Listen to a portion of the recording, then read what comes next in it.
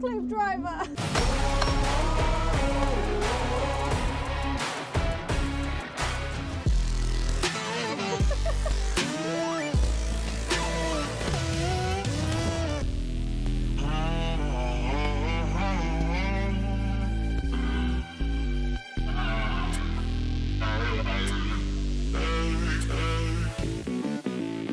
What is up, everyone? Welcome back to the Dream Build Home series. Today is another episode of updates and I'm so excited to show you guys what's been going down right here. In the previous episode, as you guys saw, we had our bricks delivered, but also we had a little sample of it put up on the back of the garage, and honestly that was so exciting. In this episode, we are actually getting a big chunk of the bricks onto the actual parts of the house, which is honestly just beyond like my imaginations. I have been waiting for this moment for the longest time and it feels like it's finally coming to fruition. I actually filmed a couple of little clips a few days ago when the guys first started doing the brick wall, and let's roll those clips now.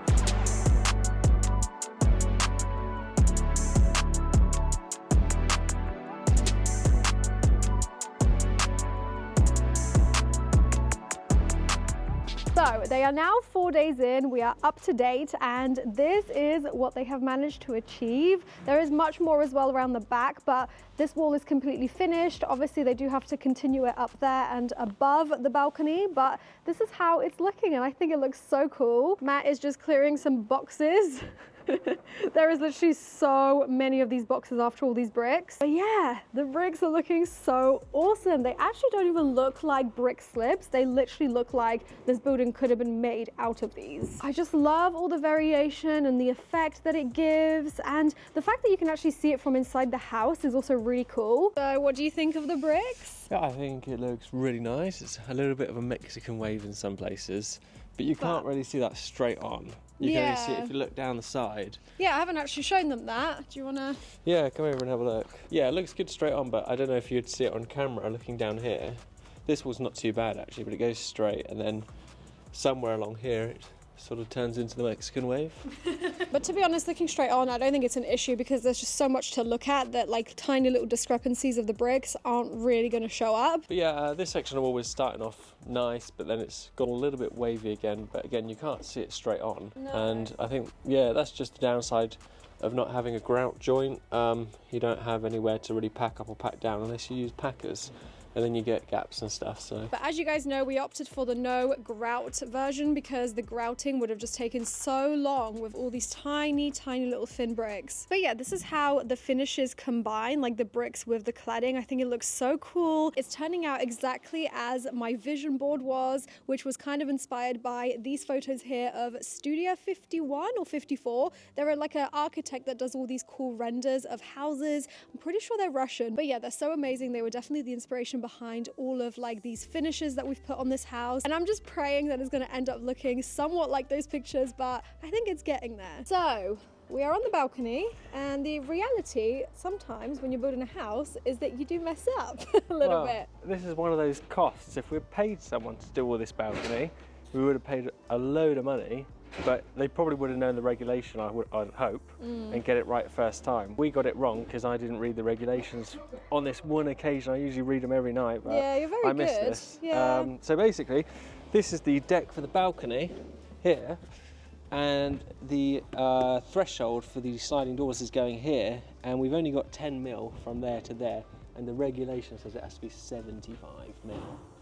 So now we have to pull off everything and start again. Every board up, every furring strip, and recut everything. So that's like probably a day to day and a half work. So yeah, I mean that's like, it's a cost of time.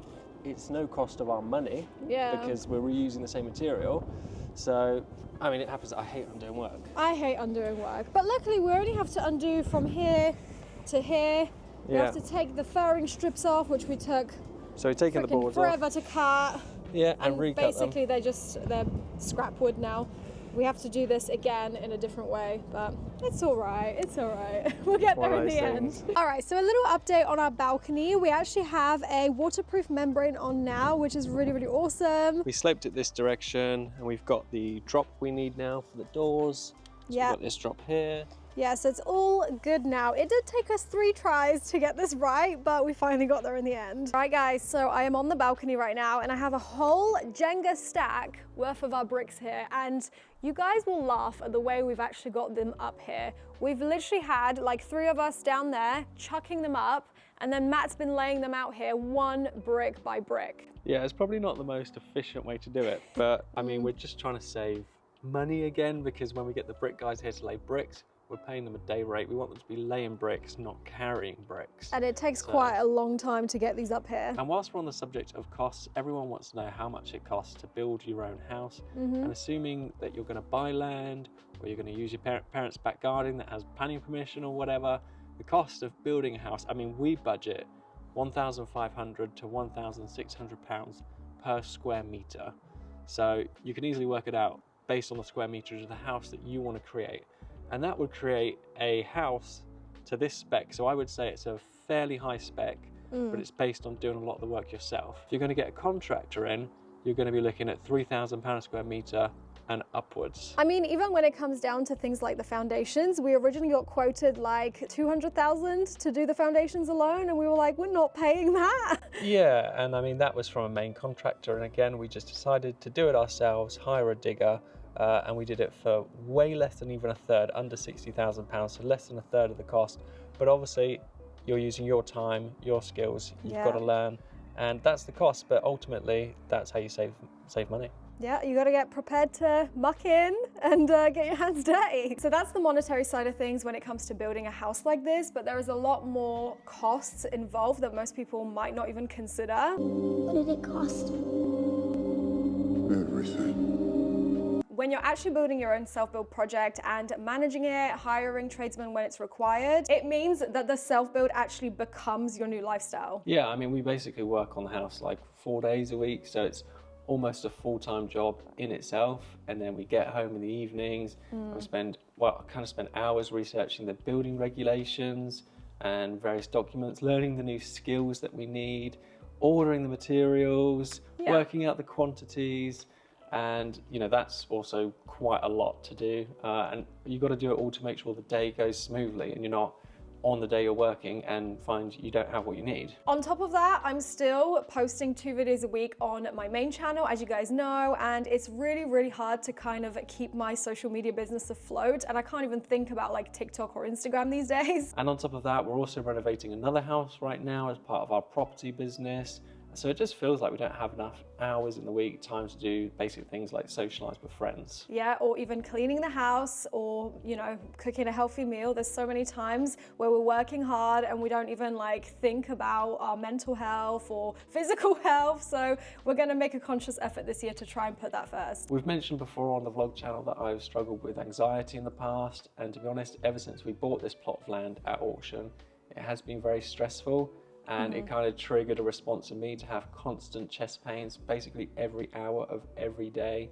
Yeah, it was really difficult, and Matt was actually put on antidepressants, but we found that it only really treated the symptoms rather than the root cause, which is actually how to handle and manage the stress. Which led us to finding today's paid partner, BetterHelp, which I started using in January of 2023. So thank you to BetterHelp for reaching out and partnering with us on this video. It's always nice to work with brands and companies that we actually really trust in, and has helped us greatly, and hopefully will help you too. And BetterHelp is fully online, making therapy more comfortable and convenient. I just filled out the questionnaire and literally within a couple of days was matched with my credentialed therapist. So after Matt was matched with his therapist, I saw a huge improvement in his mental well-being. He was just so much better at developing tools to actually work through these issues and these stressful situations, not only to do with the house, but also just general things in life. Yeah, and I noticed that during stressful situations, I'd always go to the worst possible outcome and I wouldn't even consider the more likely options. A lot of these stressful situations arose at the start of the build due to like uncertainty. When you're doing something like this for the first time, it can be quite daunting. There was not even a guarantee that we could build the house at first when we bought the land, so it really felt like we bit off more than we could chew. Yeah, my therapist helped me realize that I just absorb other people's like negative energy and stress when they're frustrated. And then talking with each other, we kind of realize that you also do this too. But when you're speaking to a therapist, I definitely feel like it makes you see things in a different way and it gives you that light bulb moment. But over time, using the tools that I learned in therapy and recognizing my own catastrophizing thoughts, I realized they were just that. My physical symptoms started to fade.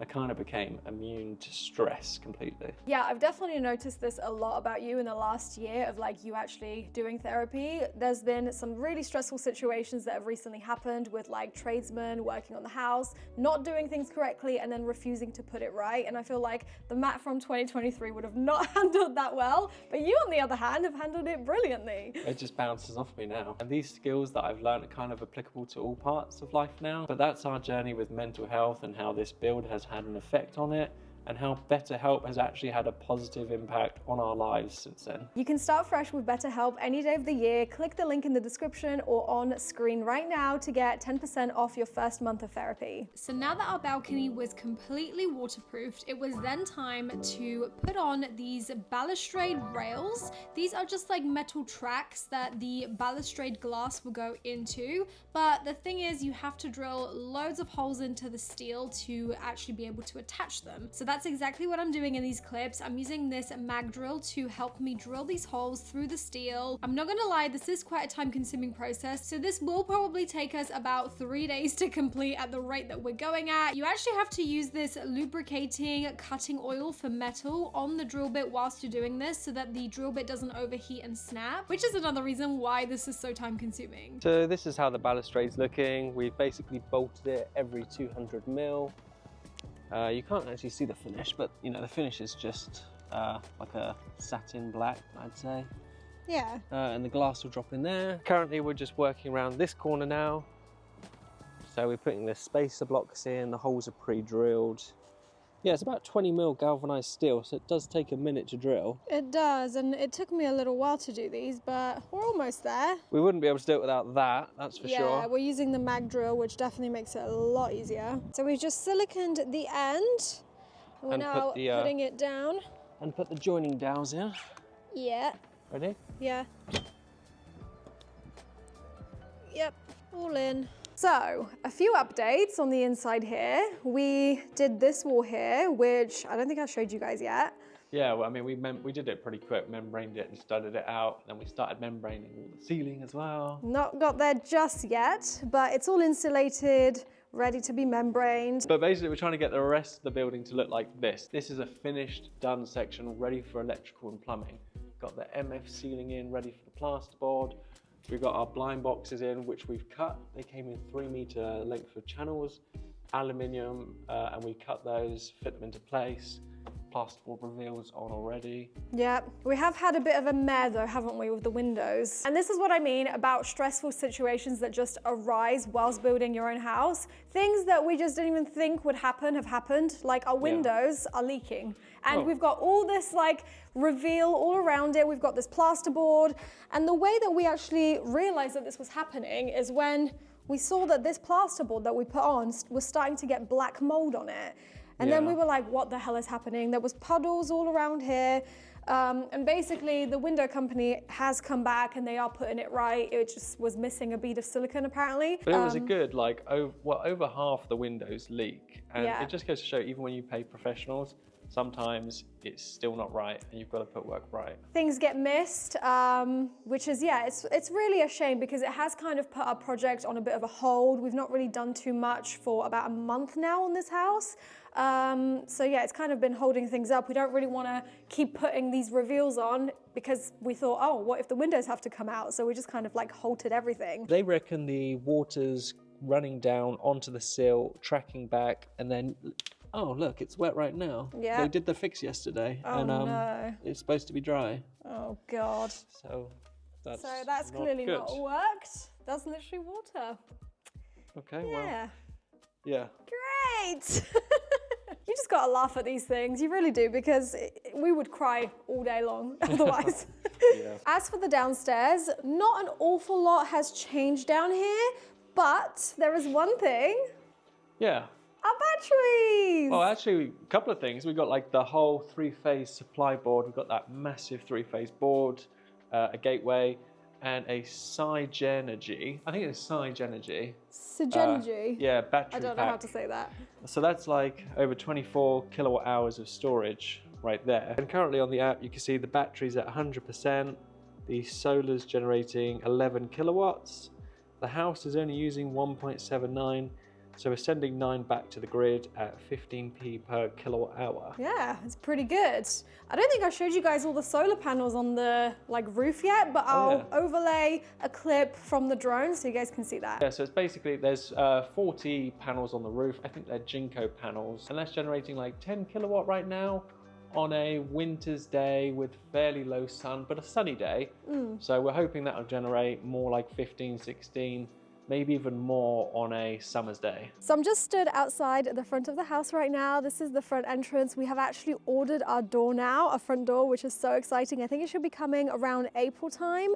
So that's, yeah, I'm really looking forward to that. I can't wait to show you guys what kind of door we went for. It's just gonna look so amazing. As you can see, there's been a lot more bricks put up in this area as well. We've actually laid out all of these bricks here ready for the bricklayers. They're coming next week. So in the next video, you guys will definitely be seeing a lot more bricks being put up on this build. I think this area is probably going to get finished first so that we can put the capping on this roof and then carry on doing the cladding on that trellis over there. And I think once that's done, they'll probably continue on the garage and so on. So that will be really, really cool to see. But those are all the updates for now and for this episode. I really hope you guys enjoyed seeing what we've been up to in like the last couple of weeks. Like I said, there's not really been too much going on the house in like the last couple of months because things have just kind of slowed down due to the windows, but hopefully things are going to pick up again soon. Thank you guys so much for watching this episode, and I'll see you guys in the next one. Bye! Mwah.